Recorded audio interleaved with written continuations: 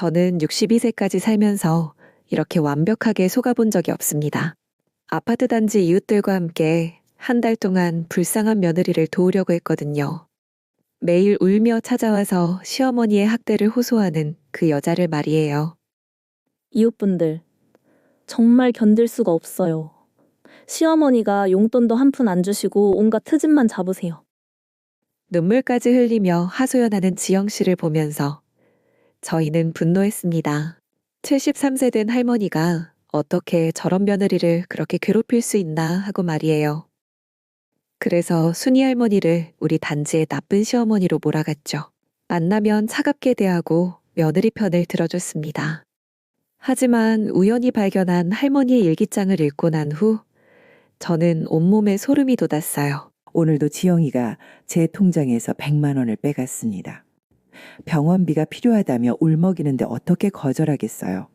20년 전 지영이 아버지가 사업 실패로 자살하려 할 때 제가 모든 빚을 갚아줬는데 이제 와서 그때 도와주지 않았다고 원망하네요. 이웃분들이 저를 차갑게 쳐다봅니다. 지영이가 뭘 말하고 다닌 걸까요? 일기장을 읽으면서 저는 깨달았습니다. 우리가 도우려던 불쌍한 며느리가 진짜 악인이었다는 걸 말이에요. 그리고 우리가 나쁜 시어머니로 몰아간 순이 할머니가 진짜 피해자였다는 것도요. 과연 어떻게 이런 일이 가능했을까요? 며느리는 왜 은인을 원수로 갚으려 했을까요? 그리고 저희 이웃들은 어떻게 이렇게 완벽하게 속을 수 있었을까요? 처음부터 차근차근 말씀드릴게요. 이야기를 시작하기 전에 지금 구독과 좋아요 부탁드립니다. 저에게는 큰 힘이 됩니다. 제 이름은 최영수입니다. 올해 62살이죠. 서울 강동구에 있는 25년 된 아파트 단지에 살고 있어요. 백이동 1503호인데 같은 층에 이순희 할머니와 며느리 박지영 씨가 1502호에 살고 있습니다. 순희 할머니는 73세이시고 5년 전에 남편분이 돌아가신 후 며느리 지영 씨와 단둘이 살고 계세요. 아들은 3년 전에 교통사고로 세상을 떠났다고 하더라고요. 저희 층뿐만 아니라 우리 단지 사람들은 대부분 순희 할머니를 좋은 분으로 알고 있었어요. 조용하시고 예의 바르시며 엘리베이터에서 만나면 항상 먼저 인사해 주시거든요. 그런데 한 달 전부터 이상한 일이 벌어지기 시작했습니다. 어느 날 오후 제가 집 앞 복도에서 화분에 물을 주고 있는데 지영 씨가 눈물을 글썽이며 다가왔어요. 38세 정도 되어 보이는 여성인데 평소에는 밝고 활발한 성격이었거든요.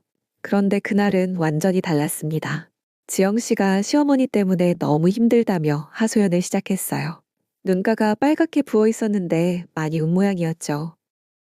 용돈을 달라고 하면 벌어서 쓰라고 하신다고 했어요. 집안일을 조금만 못해도 핀잔만 주시고 친정에 가려고 하면 시집 온 여자가 친정만 들락거린다며 못 가게 하신다는 거였습니다. 지영 씨가 울먹거리며 말하는 모습을 보니 정말 안타까웠어요. 할머니가 그러시면 안 되는데 하는 생각이 들더라고요. 그날 이후로 지영 씨는 자주 저희 집 앞에서 다른 이웃들과 마주칠 때마다 하소연을 했습니다.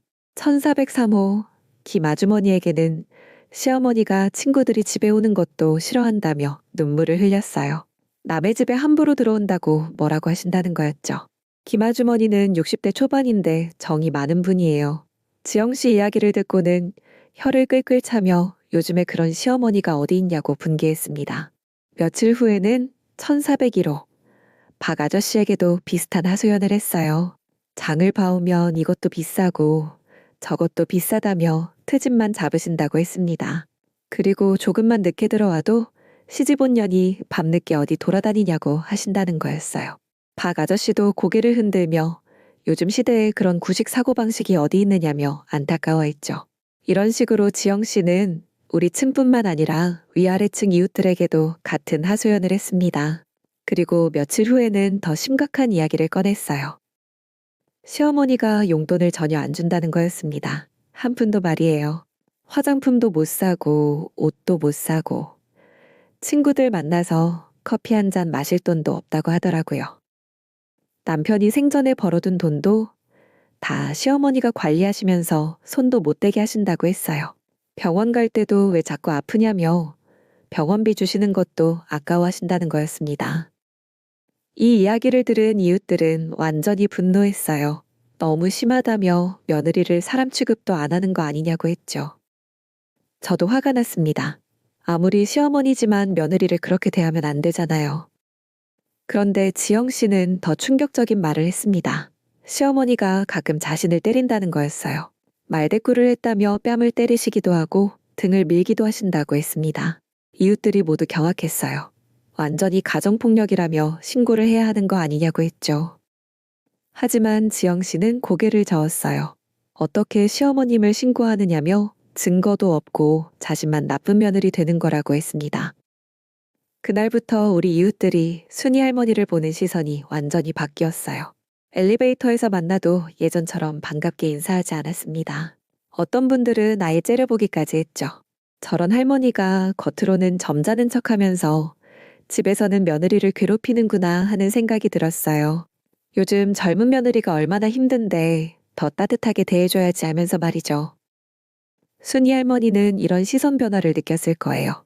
평소보다 더 조용해지시고 이웃들과 마주쳐도 어색해 하시더라고요. 그런데 이상한 건 지영 씨와 순이 할머니가 함께 있을 때는 분위기가 달랐습니다. 어느 날 마트에서 우연히 두 분을 봤는데 지영 씨가 순이 할머니 팔을 부축하며 정말 친절하게 대하고 있었거든요. 천천히 가시라며 무거운 건 자신이 들겠다고 하면서 말이에요. 그 모습을 보고 저는 지영 씨가 참 착하다는 생각이 들었어요. 그렇게 괴롭힘 당하면서도 겉으로는 효부 노릇을 하는구나 싶었죠. 그리고 순이 할머니를 더 나쁘게 생각하게 됐습니다. 저렇게 착한 며느리를 집에서는 괴롭히다니 정말 이중적인 사람이구나 하면서요. 한 달이 지나면서 우리 아파트 단지에서 순이 할머니는 완전히 나쁜 시어머니로 낙인 찍혔어요. 이웃들은 지영 씨를 도우려고 했습니다. 힘들면 언제든 와서 하소연하라고 했고 할머니한테 한마디 해주겠다고도 했어요. 하지만 지영 씨는 정중히 거절했습니다. 이웃분들이 나서주시면 감사하지만 가족 문제는 스스로 해결해야 한다며 말이에요. 그런 지영 씨의 모습이 더욱 기특하고 안쓰러워 보였어요.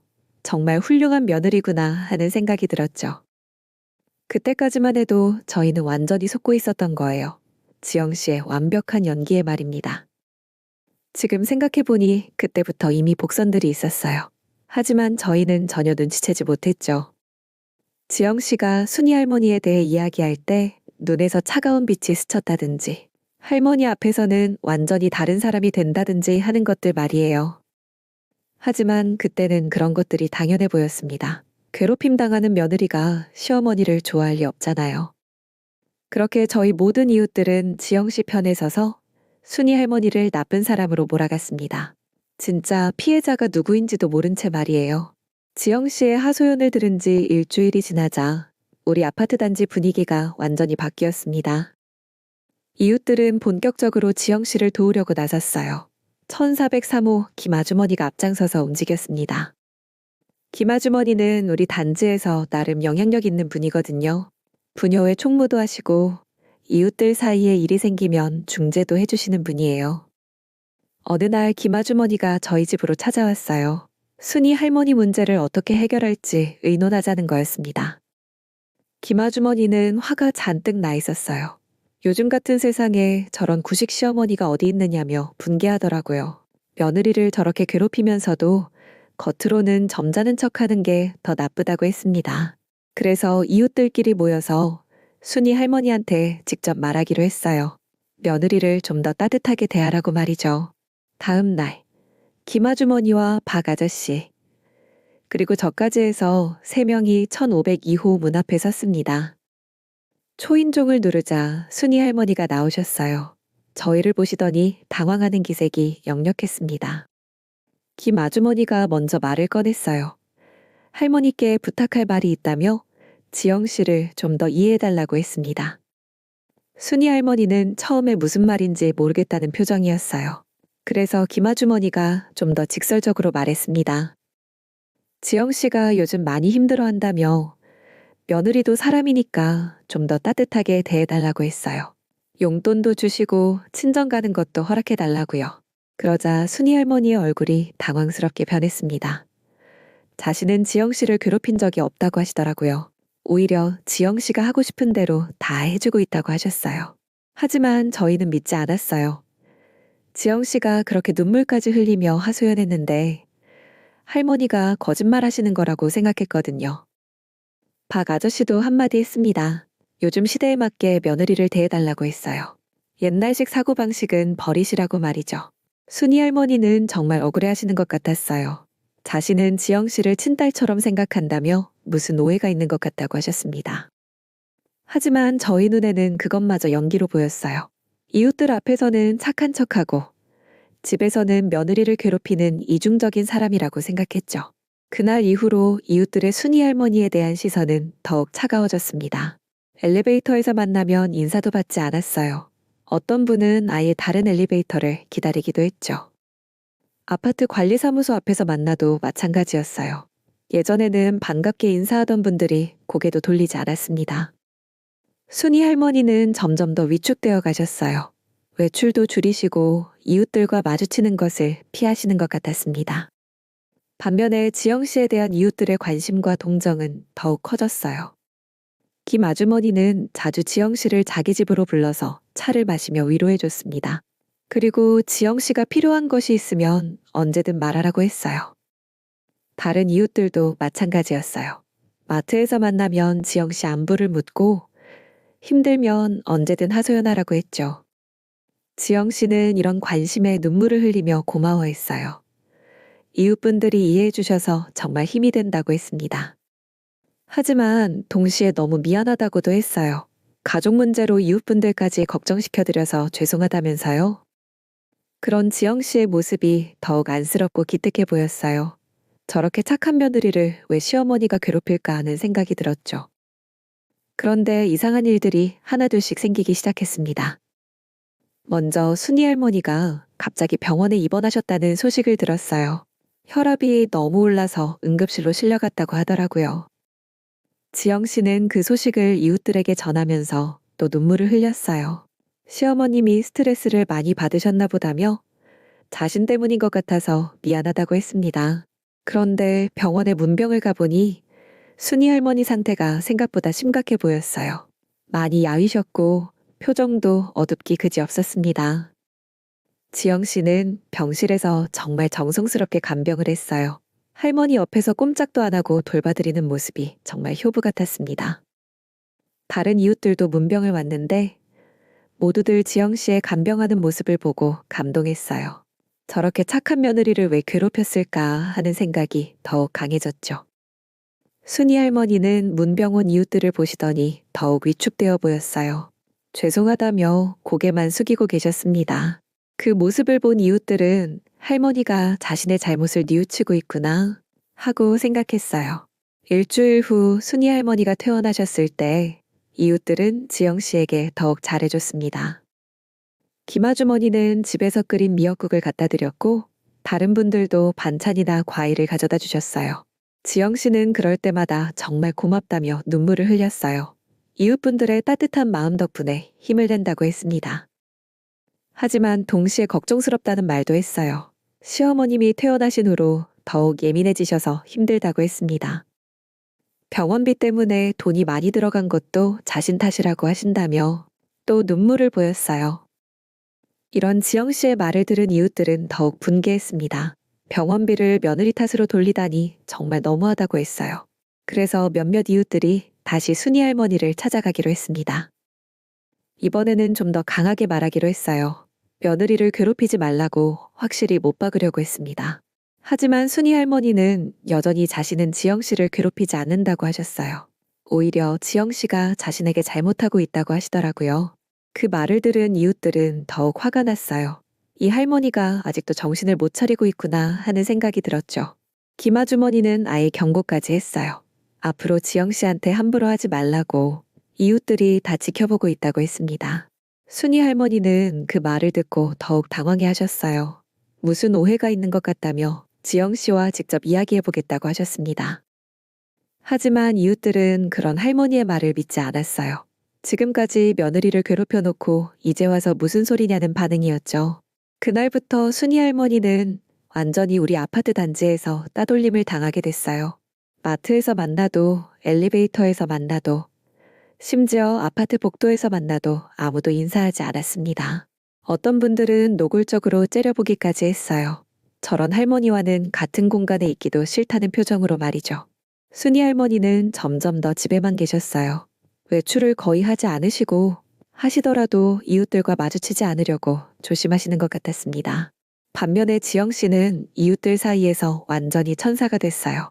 그렇게 괴롭힘 당하면서도 시어머님을 모시고 있다며 정말 훌륭한 며느리라고 모두들 칭찬했죠. 지영 씨 자신도 그런 칭찬을 들을 때마다 겸손해했어요. 자신은 당연한 일을 하고 있을 뿐이라며 시어머님도 나이가 드시니까 이해한다고 했습니다. 그런 지영 씨의 모습을 보면 정말 성인군자 같았어요. 저렇게 착한 사람이 어디 있을까 싶었죠. 하지만 지금 생각해보니 그때부터 이미 이상한 점들이 있었어요. 지영 씨가 순이 할머니 이야기를 할 때 눈에서 차가운 빛이 스쳤다든지 할머니가 안 계실 때와 계실 때 표정이 완전히 달랐다든지 하는 것들 말이에요. 특히 지영 씨가 할머니 앞에서는 완전히 다른 사람이 된다는 게 이상했어요. 이웃들 앞에서는 그렇게 울먹이며 하소연하던 사람이 할머니 앞에서는 차갑고 냉정해 보였거든요. 하지만 그때는 그런 것도 당연해 보였습니다. 괴롭힘 당하는 며느리가 시어머니를 좋아할 리 없잖아요. 그렇게 우리 모든 이웃들은 완전히 잘못된 판단을 하고 있었던 거예요. 진짜 가해자를 피해자로, 진짜 피해자를 가해자로 생각하면서 말입니다. 그리고 그 모든 상황을 지영 씨가 교묘하게 조종하고 있었던 거죠. 순이 할머니가 퇴원하신 지 2주가 지났을 때 저는 우연히 이상한 장면을 목격했습니다. 그날은 금요일 오후였어요. 제가 마트에서 장을 보고 돌아오는 길이었는데 아파트 지하주차장에서 지영 씨를 봤습니다. 지영 씨가 누군가와 전화 통화를 하고 있었어요. 목소리가 평소와 완전히 달랐습니다. 차가우면서도 계산적인 톤이었죠. 이웃들 앞에서 보여주던 그 울먹이는 목소리가 아니라 완전히 다른 사람 같았어요. 지영 씨는 전화 통화에서 누군가에게 계획이 잘 진행되고 있다고 말하고 있었습니다. 이웃들이 모두 자신 편이 되었고 할머니는 완전히 고립됐다고 하더라고요. 그리고 이제 마지막 단계만 남았다는 말도 했어요. 무슨 마지막 단계인지는 몰라도 뭔가 섬뜩한 느낌이 들었습니다. 저는 들키지 않으려고 기둥 뒤에 숨어서 계속 들어봤어요. 지영 씨가 전화에서 웃으면서 하는 말이 정말 충격적이었습니다. 20년 전 일을 생각하면 이 정도는 당연하다고 하더라고요. 그때 당한 걸 다 갚아주겠다면서 말이에요. 전화를 끊고 나서 지영 씨가 혼자 중얼거리는 말을 들었습니다. 이순이 할망구. 이제 좀 더 기다리면 끝난다고 하면서 차갑게 웃었어요. 그 순간 저는 소름이 돋았습니다. 평소에 보던 지영 씨와는 완전히 다른 사람이었거든요. 집에 와서 계속 생각해보니 이상한 점들이 더 많이 떠올랐어요. 첫째, 지영 씨가 순이 할머니에 대해 이야기할 때마다 세부 사항이 조금씩 달랐습니다. 처음에는 용돈을 안 준다고 했다가 나중에는 아예 돈을 못 만지게 한다고 했어요.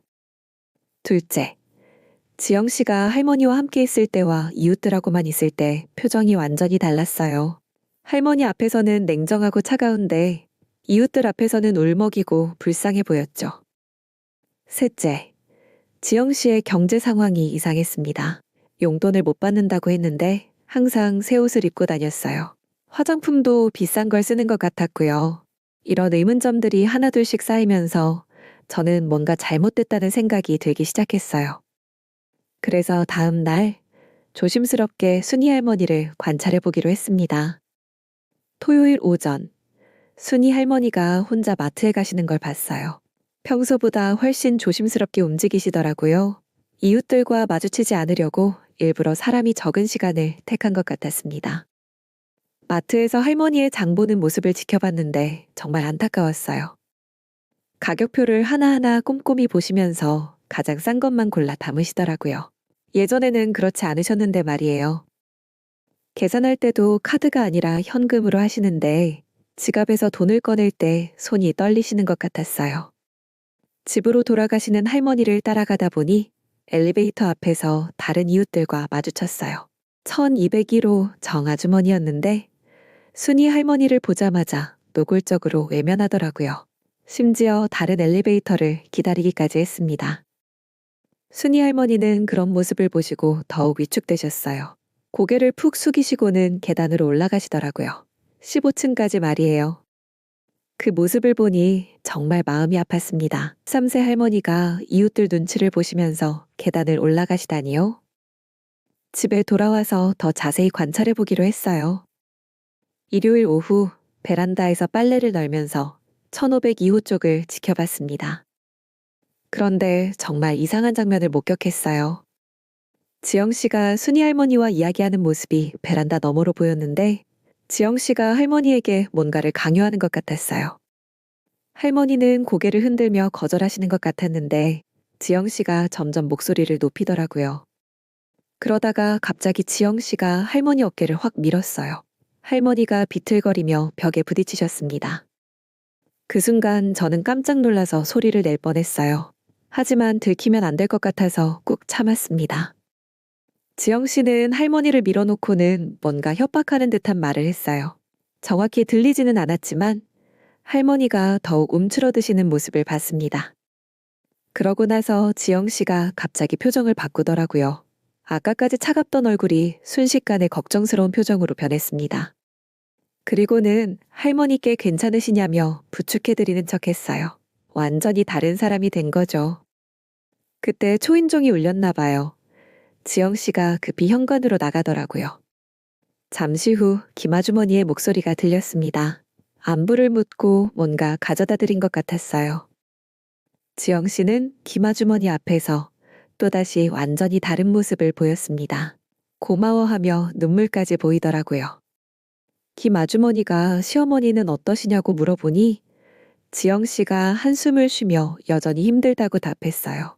요즘 더 예민해지셔서 걱정이라고 하더라고요. 그 말을 들은 김아주머니가 지영 씨를 위로해주면서 돌아갔습니다.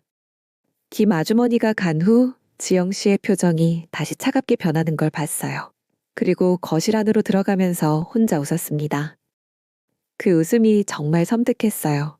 이웃들을 속이고 있다는 걸 즐기고 있는 것 같았거든요. 그날 밤 저는 잠을 이룰 수가 없었습니다. 지금까지 본 것들을 종합해보니 지영 씨가 우리 모든 이웃들을 속이고 있는 게 아닐까 하는 생각이 들었어요. 순이 할머니가 정말로 며느리를 괴롭히는 나쁜 시어머니일까요? 아니면 지영 씨가 무슨 다른 목적이 있는 걸까요? 월요일 아침, 저는 좀 더 확실한 증거를 찾아보기로 마음먹었습니다. 그래서 1502호 주변을 좀 더 자세히 관찰해 보기로 했어요. 점심시간에 지영 씨가 외출한 사이 순이 할머니가 혼자 계실 때를 노려서 인사를 드리러 갔습니다. 초인종을 누르고 제가 영수라고 하니까 순이 할머니가 문을 열어주셨어요. 하지만 할머니의 모습이 충격적이었습니다. 얼굴이 많이 야위셨고 눈가에는 다크서클이 짙게 자리 잡고 있었어요. 예전에 온화하고 밝으셨던 모습은 온데간데 없었습니다. 할머니는 저를 보시더니 당황해 하셨어요. 요즘 이웃분들이 자신을 좋지 않게 보신다는 걸 알고 계신 모양이었어요. 저는 일단 안부를 물어봤습니다. 요즘 어떻게 지내시냐고 말이에요. 할머니는 잠시 망설이시더니 괜찮다고 하셨어요.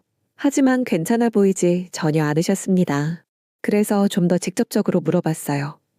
지영 씨와 사이가 어떠시냐고 말이에요. 그러자 할머니의 표정이 어두워지셨습니다. 그리고 주변을 두리번거리시더니 문을 더 작게 여시면서 조심스럽게 말씀하셨어요. 지영 씨가 요즘 이상하다고 하시는 거였어요. 예전과는 완전히 다른 사람이 됐다고 하셨습니다. 자신의 돈을 마음대로 쓰고 이웃들한테는 자신이 며느리를 괴롭힌다고 거짓말을 한다고 하셨어요. 그리고 가장 충격적인 말씀을 하셨습니다. 지영 씨가 20년 전 일을 가지고 자신을 원망하고 있다는 거였어요. 20년 전에 무슨 일이 있었는지 물어보니 할머니가 눈물을 글썽이시며 말씀해 주셨습니다.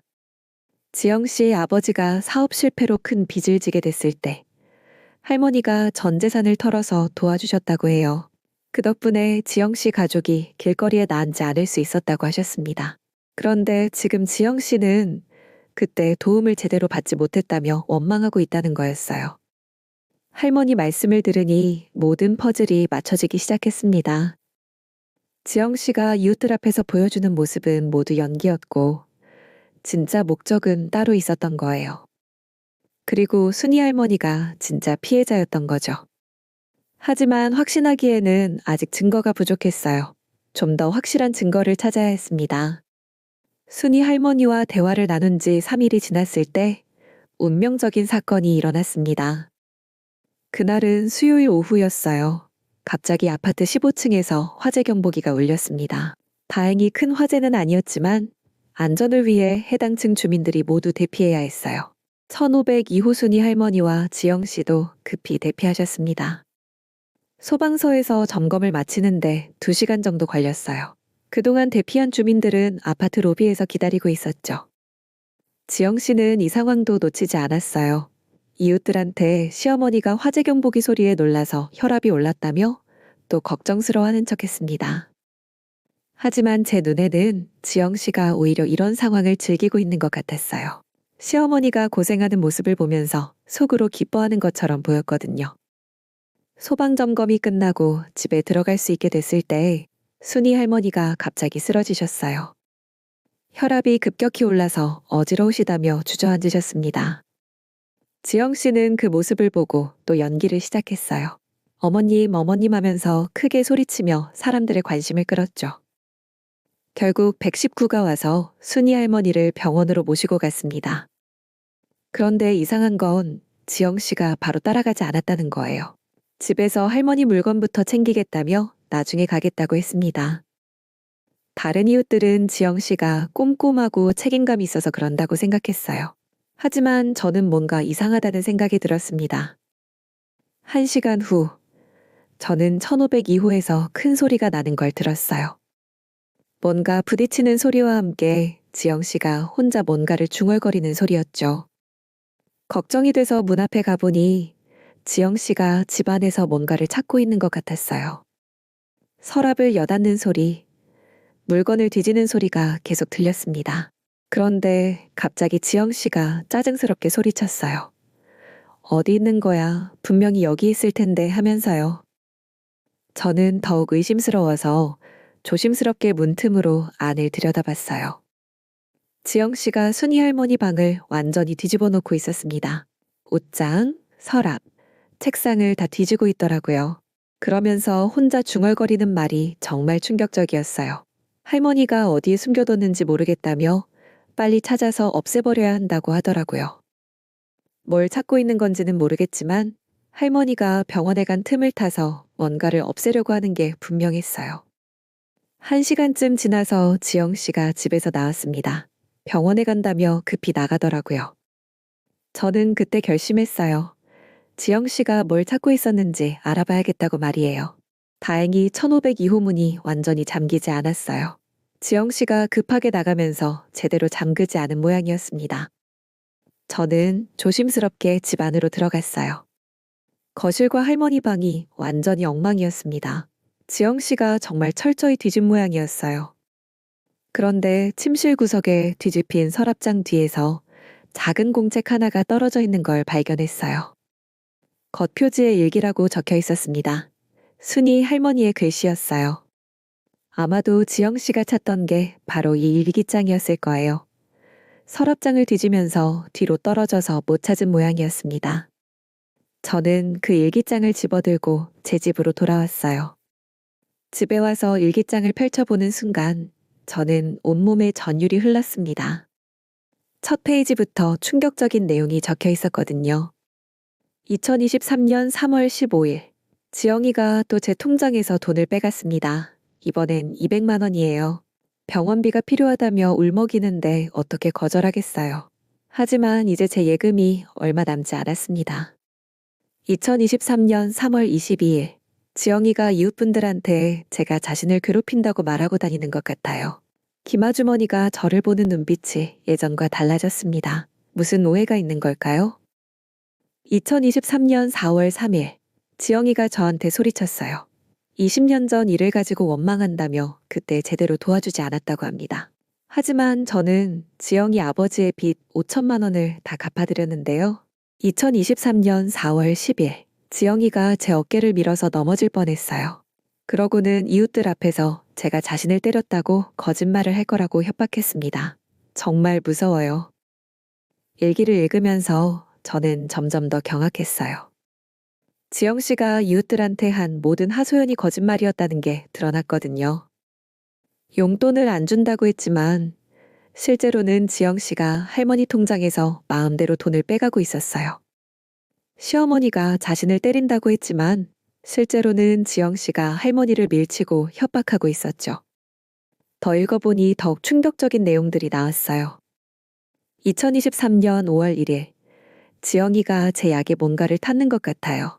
약을 먹고 나면 머리가 멍해지고 어지러움을 느낍니다. 하지만 확신할 수는 없어요. 2023년 5월 15일, 지영이가 제 보험 증서를 가져갔어요. 뭐 했을 거냐고 물어보니 병원에 갖다 줘야 한다고 하더군요. 하지만 이상해요. 2023년 6월 2일, 이웃분들이 저를 완전히 나쁜 사람으로 보고 있어요. 지영이가 무슨 말을 했는지 모르겠지만 엘리베이터에서 만나도 외면합니다. 너무 외롭고 슬퍼요. 그리고 가장 충격적인 것은 20년 전 일에 대한 진실이었어요. 2023년 6월 20일, 지영이가 또 20년 전 일을 들먹였어요. 하지만 저는 그때 정말로 최선을 다해서 도와드렸어요. 지영이 아버지가 사업 실패로 자살까지 생각하실 때 제가 전 재산 8천만 원을 다 드렸거든요. 그 덕분에 빚도 갚고 새로 시작할 수 있었는데 왜 지영이는 그걸 기억하지 못하는 걸까요? 아, 그때 지영이는 고등학생이었으니까 자세한 사정을 몰랐을 수도 있겠네요. 하지만 지금 와서 오해를 풀려고 해도 들어주지 않아요. 일기를 다 읽고 나니 모든 진실이 명확해졌습니다. 순이 할머니는 20년 전 지영 씨 가족의 생명의 은인이었어요. 전 재산을 털어서 그들을 도왔던 거죠. 하지만 지영 씨는 그 사실을 제대로 알지 못하거나 왜곡해서 기억하고 있었던 거예요. 그래서 은혜를 원수로 갚고 있었던 겁니다. 지난 몇 달 동안 지영 씨가 한 모든 일들이 계획적이고 조직적인 복수였던 거죠. 할머니의 돈을 빼가면서도 이웃들한테는 용돈을 못 받는다고 거짓말했고 자신이 할머니를 괴롭히면서도 반대로 할머니가 자신을 괴롭힌다고 했던 거예요. 그리고 이웃들을 모두 자신 편으로 만들어서 할머니를 사회적으로 완전히 고립시켰던 겁니다. 더 무서운 것은 일기 마지막 부분에 적힌 내용이었어요. 2023년 7월 10일, 지영이가 저에게 유언장을 쓰라고 강요해요. 모든 재산을 지영이한테 물려준다는 내용으로 말이에요. 거절하니까 화를 내면서 협박했어요. 이웃들이 모두 자신 편이니까 누가 저를 믿어주겠느냐고 하더군요. 2023년 7월 18일, 지영이가 제 약을 바꿨어요. 의사 선생님이 처방해준 약이 아닌 다른 약을 주면서 이걸 먹으라고 해요. 안 먹으면 이웃들한테 제가 며느리를 더 괴롭혔다고 말하겠다고 협박합니다. 마지막 일기는 일주일 전에 쓰인 것이었어요. 2023년 7월 25일, 지영이의 계획이 거의 마무리된 것 같아요. 이웃분들은 모두 저를 나쁜 사람으로 생각하고 제 돈은 거의 다 없어졌어요. 이제 뭘 더 할 계획인지 모르겠지만 정말 무서워요. 하지만 어디다 하소연할 곳도 없어요. 누가 제 말을 믿어주겠어요. 일기장을 다 읽고 나니 저는 분노와 후회로 가슴이 터질 것 같았어요. 우리가 그동안 얼마나 잘못 판단했는지, 진짜 피해자인 순이 할머니를 얼마나 괴롭혔는지 깨달았거든요. 그리고 지영 씨의 치밀하고 악랄한 계획에 우리 모두가 완전히 놀아났다는 사실도 알게 됐어요. 이제 이 진실을 어떻게 해야 할지 고민이 됐습니다. 다른 이웃들한테 알려야 할까요? 아니면 일단 증거를 더 수집해야 할까요? 한 가지 분명한 건 더 이상 지영 씨의 거짓말을 방치해둘 수는 없다는 거였어요. 순이 할머니를 구해드려야 했습니다. 일기장을 발견한 그날 밤, 저는 한잠도 잘 수 없었습니다. 순이 할머니가 얼마나 억울하고 괴로우셨을지 생각하니 마음이 아팠어요. 그리고 우리 이웃들이 얼마나 잘못된 판단을 했는지도 깨달았죠. 다음 날 아침, 저는 먼저 병원에 계신 순이 할머니를 찾아뵙기로 했습니다. 병원에 도착해서 할머니 병실로 가니 지영 씨가 침대 옆에서 간병하고 있었어요. 다른 이웃들도 몇 분 와 계셨는데 모두들 지영 씨의 헌신적인 모습에 감동하고 있었습니다. 하지만 제가 보기에는 지영 씨가 할머니 곁에 있는 이유가 다른 것 같았어요. 할머니가 다른 사람들과 혼자 대화하는 걸 막으려는 것 같았거든요. 저는 일단 다른 이웃들이 돌아간 후에 할머니와 단둘이 이야기할 기회를 노렸습니다. 오후에 지영 씨가 잠깐 화장실에 간 사이 할머니께 조심스럽게 말씀드렸어요. 일기장을 발견했다는 것과 모든 진실을 알게 되었다는 걸 말씀드렸습니다. 순이 할머니는 처음에는 놀라셨지만 이내 눈물을 흘리기 시작하셨어요. 드디어 자신의 억울함을 이해해주는 사람이 나타났다는 안도감 때문이었을 거예요. 할머니는 떨리는 목소리로 말씀하셨어요. 지영 씨가 정말 무서운 사람이라고, 이웃들을 모두 속이고 자신을 괴롭히고 있다고 하셨습니다. 그리고 요즘 들어서는 이상한 약을 먹이려고 한다며 정말 걱정된다고 하셨어요. 저는 할머니께 더 이상 걱정하지 마시라고 위로해드렸습니다. 이제 진실을 밝혀서 지영 씨를 맡겠다고 약속드렸어요. 병원에서 나온 후 저는 바로 김아주머니를 찾아갔습니다. 김아주머니는 우리 단지에서 가장 영향력 있는 분이니까 먼저 설득해야 한다고 생각했거든요. 하지만 김아주머니는 처음에 제 말을 믿지 않으셨어요. 지영 씨가 그렇게 나쁜 사람일 리 없다며 제가 뭔가 오해하고 있는 게 아니냐고 하셨습니다. 그래서 저는 순이 할머니의 일기장을 보여드렸어요. 김아주머니가 일기를 읽는 동안 표정이 점점 심각해지더라고요.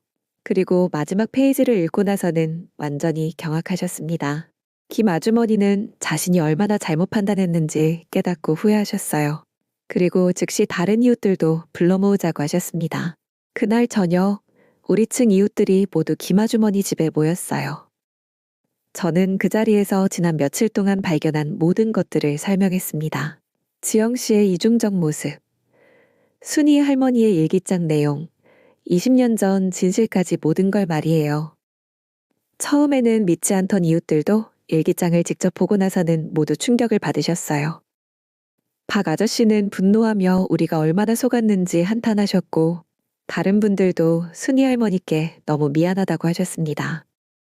그리고 모두들 지영 씨를 어떻게 처벌해야 할지 의논하기 시작했어요. 어떤 분은 당장 지영 씨를 찾아가서 따져야 한다고 하셨고, 다른 분은 경찰에 신고해야 한다고 하셨습니다. 저는 증거를 더 확실히 잡은 후에 법적으로 처리하는 게 좋겠다고 제안했어요. 다음 날 이웃들과 함께 순이 할머니 병실을 찾아뵈었습니다. 지영 씨도 그 자리에 있었는데 갑자기 이웃들이 모두 나타나자 당황하는 기색을 보였어요. 김아주머니가 대표로 말씀하셨습니다. 할머니께 그동안 오해해서 정말 죄송하다고, 이제 모든 진실을 알게 되었다고 하셨어요. 지영 씨는 처음에는 무슨 말인지 모르겠다는 표정이었어요. 하지만 제가 일기장을 꺼내서 보여주자 얼굴이 새하얗게 변했습니다. 그러고는 갑자기 화를 내기 시작했어요. 그 일기장은 할머니가 치매기가 있어서 헛소리를 쓴 것이라고, 자신은 정말 억울하다고 소리쳤습니다. 하지만 이웃들은 더 이상 지영 씨의 말을 믿지 않았어요. 그동안 너무 완벽하게 속았기 때문에 오히려 더 화가 났던 거죠. 박 아저씨가 지영 씨에게 20년 전 일에 대해 물어봤어요. 순이 할머니가 지영 씨 가족을 어떻게 도와줬는지 아느냐고 말이에요. 그러자 지영 씨의 표정이 또 바뀌었습니다. 갑자기 차갑고 적대적인 모습을 드러내더라고요. 그때 저는 확신했어요. 이게 지영 씨의 진짜 모습이구나 하고 말이에요. 지영 씨는 20년 전 일을 가지고 할머니를 원망한다고 실토했어요. 그때 제대로 도와주지 않아서 자신의 인생이 힘들어졌다고 하더라고요. 하지만 순이 할머니가 전 재산을 털어서 지영 씨 가족을 도왔다는 사실을 말해주자 지영 씨가 당황해했어요. 그러면서도 끝까지 자신의 행동을 정당화하려고 했습니다. 할머니가 더 많이 도와줬어야 했다며 지금이라도 빼앗을 권리가 있다고 했어요. 그 말을 들은 이웃들은 완전히 분노했습니다. 김아주머니가 즉시 간호사를 불러서 보안 요원을 요청했고, 저는 경찰서에 신고 전화를 걸었어요. 지영 씨는 그제서야 상황이 심각해졌다는 걸 깨달았나 봐요. 갑자기 울면서 사과하기 시작했습니다. 하지만 너무 늦었어요. 이미 모든 게 드러난 상황이었거든요. 30분 후 경찰이 도착했고 저희는 그동안 수집한 모든 증거를 제출했습니다. 일기장, 지영 씨가 할머니 통장에서 돈을 빼간 기록, 그리고 여러 이웃들의 증언까지 모든 것을 말이에요. 경찰은 지영 씨를 현장에서 체포했습니다. 사기, 폭행, 협박 등의 혐의로 말이에요. 지영 씨는 끌려가면서도 계속 억울하다고 소리쳤지만 아무도 들어주지 않았어요. 그 후 수사 과정에서 더 많은 사실들이 밝혀졌습니다. 지영 씨가 할머니 명의로 대출을 받으려고 했던 시도, 보험 수혜자를 자신으로 바꾸려고 했던 계획, 그리고 할머니에게 이상한 약물을 투여하려던 시도까지 모든 게 드러났어요. 재판은 3개월 후에 열렸습니다. 법정에서 순이 할머니가 증인으로 나서셨을 때 그동안 당하신 고통을 차근차근 말씀해 주셨어요. 지영 씨는 법정에서도 끝까지 자신의 행동을 정당화하려고 했습니다. 20년 전 일을 가지고 할머니를 원망한다며 자신도 피해자라고 주장했어요. 하지만 판사는 지영 씨의 주장을 받아들이지 않았습니다. 은혜를 원수로 갚은 배은망덕한 행위라며 계획적이고 지속적인 범행이라고 판단하셨어요. 결국 지영 씨는 징역 4년을 선고받았습니다. 사기, 폭행, 협박, 노인학대 등 여러 혐의가 인정됐거든요. 판결이 나온 후 우리 이웃들은 모두 순이 할머니께 진심으로 사과드렸습니다. 그동안 얼마나 잘못 판단했는지, 할머니를 얼마나 괴롭게 했는지 정말 죄송하다고 했어요. 순이 할머니는 너그럽게 용서해 주셨습니다. 이웃들도 지영 씨에게 속았던 거니까 이해한다고, 오히려 진실을 밝혀줘서 고맙다고 하셨어요. 그 후 우리 아파트 단지 분위기가 완전히 바뀌었습니다. 순이 할머니는 다시 이웃들의 존경을 받게 되셨고, 모든 분들이 할머니를 정말 잘 모셔드렸어요. 할머니도 예전의 밝고 온화한 모습을 되찾으셨습니다. 김 아주머니는 할머니 건강 회복을 위해서 특별히 신경 써주셨고, 다른 이웃들도 각자 할 수 있는 방법으로 할머니를 도와드렸어요. 지영 씨가 빼간 돈도 대부분 되찾을 수 있었습니다. 경찰 수사 과정에서 지영 씨 계좌에 남아있던 돈들이 발견됐거든요. 6개월이 지난 지금 순이 할머니는 완전히 건강을 회복하셨어요.